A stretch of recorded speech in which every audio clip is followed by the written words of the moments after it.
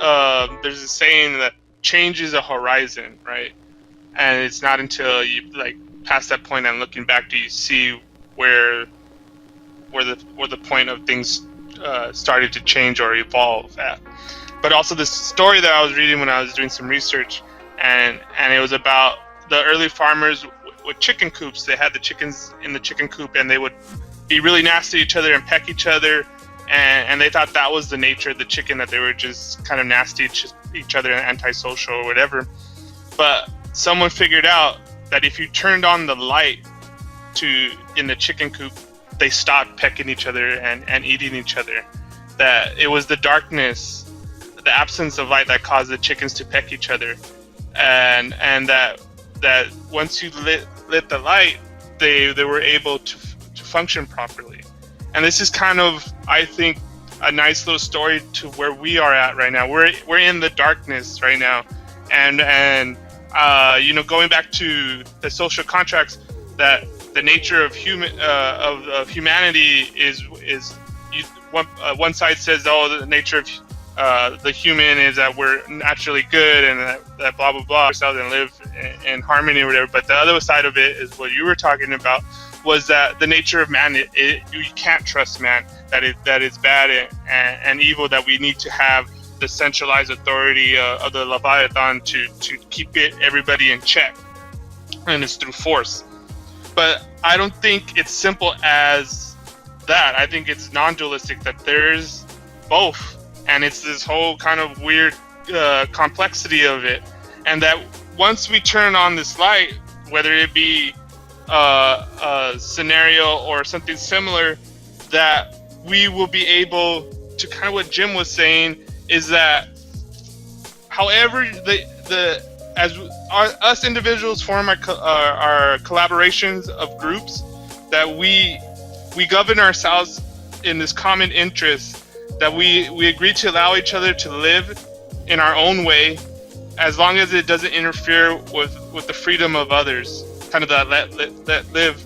The responsibility of all our collaborations and activities to minimize the restrictions of the activity and mandate our actions by the individuals, and then build up from that, peer to peer to community, and scale up from the ground up.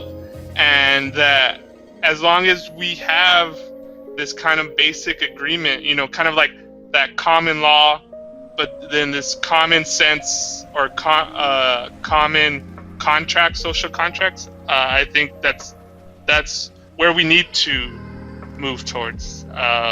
Anyways, Lee, I think you wanted to bring up something. I saw you in the chat about digital common sense.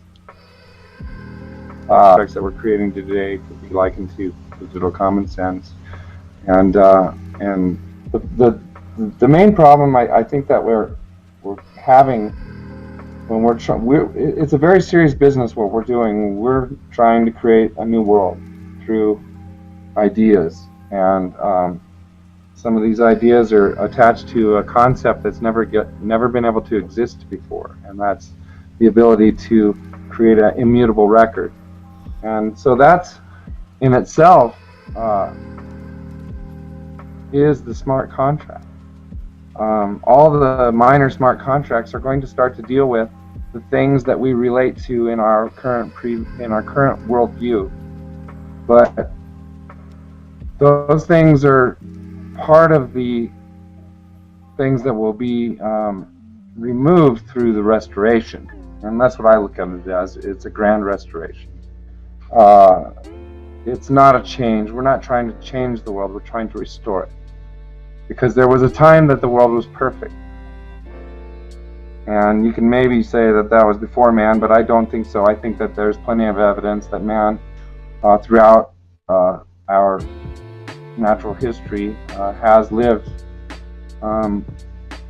harmoniously with our environment, and I don't know how that is going to take. And if you start talking to people about what would restoration look like, and to me, restoration would look like 1 billion buffalo roaming the great northern American plain, and maybe a few children would get trampled, and parents would have to learn to keep their kids away from the buffalo herds. I don't know, but what I do know is that we are creating a new world, and we're trying to create some social contracts. And what we need to not forget is that our perception is rooted in a world where we've been indoctrinated, where we've been taught how to think and not taught how to have common sense, not taught how to relate to nature and to relate to ourselves and to relate to what we are. Sting had it best, and that's that we are spirits living in a material world. And everything that we've created is a construct. And what we've done is we've created a construct that is more powerful than the natural world. It can devastate the earth, it can kill off species, it can enslave human beings and control their minds. So we have to be very careful when we're going to be rewriting the new rules, because although we are in a dire straits in the current position that we're in, if we're not careful, we'll only ruin it even further.